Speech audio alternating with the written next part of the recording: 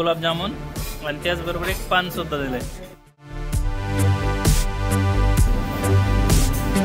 थोडी स्पायसी होती, यातलं मटेरियल जे होतं ते जास्त क्रंची होतं। म्हणजे दही खूप स्वीट आणि थंड दही होतं। जय शिवराय मित्रांनो, मी तुमचा फिराकता रणजित स्वागत करतो तुम्हा सर्वांचं एका नवीन ब्लॉग मध्ये। मित्रांनो, पुण्यात आल्यापासून एकच स्वप्न होतं की पुण्यातील सगळे स्ट्रीट फूड, मंदिरं, पार्क्स वगैरे एक्सप्लोअर करायचं, पण जॉबच्या कामामध्ये ते सगळं राहूनच गेलं। आता जॉब लोकेशन सुद्धा चेंज झालंय आणि शेवटचे 30 दिवस आहेत आपण पुण्यात। तर या शेवटच्या 30 दिवसांमध्ये पुणे एक्सप्लोअर करण्यासाठी मी एक नवीन सिरीज सुरू करत आहे। तर ती सिरीज काय आहे वगैरे जाणून घेण्यासाठी व्हिडिओ शेवटपर्यंत पहा आणि आवडल्यास लाईक, शेअर आणि सबस्क्राईब करायला विसरू नका। तुम्ही बऱ्यापैकी माझा कंटेंट आतापर्यंत सगळे किल्ले, ब्लॉग, मोटो ब्लॉगिंग, गाडीवरचे किंवा शॉर्ट जे झाले मंदिर तेच पाहिले असतील। पहिल्या वेळेस मी फूड ब्लॉग करत आहे। त्याचं कारण म्हणजे आता सह्याद्रीमध्ये खूप जास्त प्रमाणात पाऊस चालू आहे।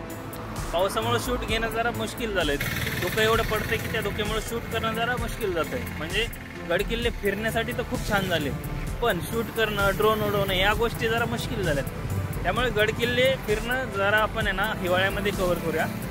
त्या अगोदर 1 महिना पुण्यामध्ये आहे, तर पुण्यामधलं सगळं एक्सप्लोअर करायचं तर ठरवलं होतं। ज्यावेळेस जॉब जॉईन केला त्यावेळेस पुण्यामधल्या सगळ्या गोष्टी एक्सप्लोअर करायच्या होत्या, पण ते काही शक्य झालं नाही। म्हणजे जॉब वगैरे इतकं म्हणजे कामाचाही होता, जास्त ताण होता की त्या गोष्टी राहूनच गेल्या। आता 1 महिना शिल्लक आहे। 1 महिन्यामध्ये पुण्यामधल्या सगळ्या गोष्टी आपण कव्हर करणार आहोत। 49 दिवसांची एक सिरीज सुरू करत आहोत आपण, ज्यामध्ये आपण 98 रील म्हणजे रोज 2, सकाळी 1 आणि संध्याकाळी 1 रील पडणार आहे। व्हिडिओ आवडल्यास लाईक, शेअर आणि सबस्क्राईब नक्की करा।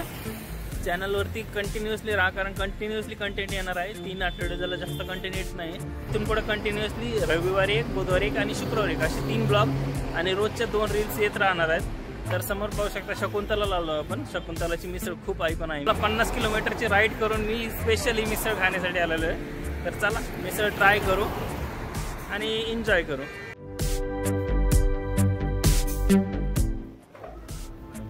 आतमध्ये आल्यानंतर इथला ॲम्बियन्स मला खूप आवडला।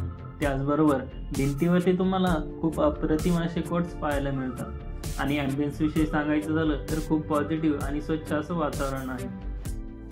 मला इथे आवडलेला कोट म्हणजे, स्वप्न पाहणे हा गुन्हा नाही, पण ते स्वप्न पूर्ण करण्यासाठी कृती न करणे हा मात्र गुन्हा आहे। कारण हा कोट मला माझ्या लाईफशी खूप मिळता जुळता वाटतो।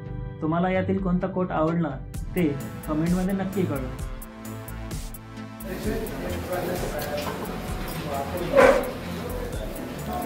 तर मित्रांनो, या मिसळमध्ये पाहू शकता काय काय दिलंय। इथं दही दिलंय, बीट, कांदा, काकडी आणि मिसळचे मटेरियल आहे। हा रस्सा, ताक, 3 पाव, 1 गुलाबजामुन आणि त्याचबरोबर 1 पान सुद्धा दिलंय। तर चला खायला सुरुवात करूया।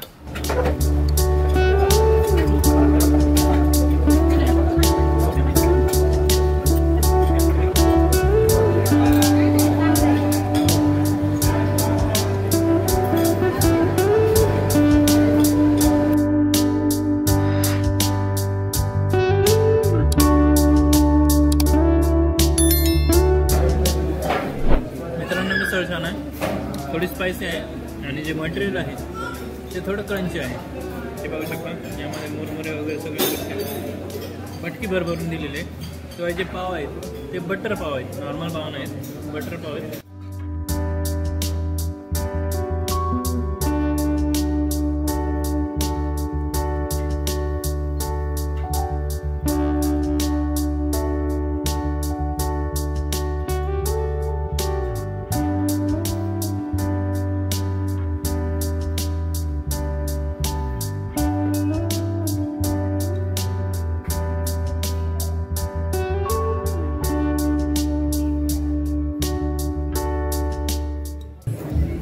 मित्रांनो, मिसळ खाऊन पूर्ण संपलेली आहे।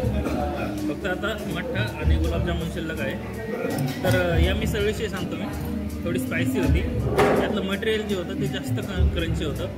क्रंची मटेरियल खूप छान लागत होतं आणि सगळ्यात महत्त्वाचं म्हणजे मटकीची क्वांटिटी खूप होती। हे जे तुम्ही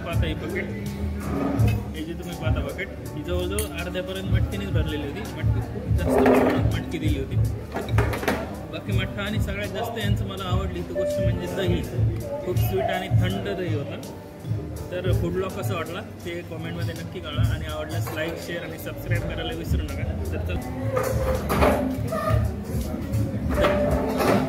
तर चला जामून संपूया, नंतर मठ्ठा संपूया. पान पण शिल्लक आहे बघू शकता. शकुंतलाची स्पेशल मठ्ठा मिसळ जी आहे त्यामध्ये तुम्हाला पान पण दिलं जातं. साधारण हिची 140 रुपये प्राईज आहे. रेग्युलर मिसळ जर घेतली तर रेग्युलर मिसळची 100 रुपये प्राईज आहे. ठीक आहे, हे सगळं संपू आणि निघूयात झालं.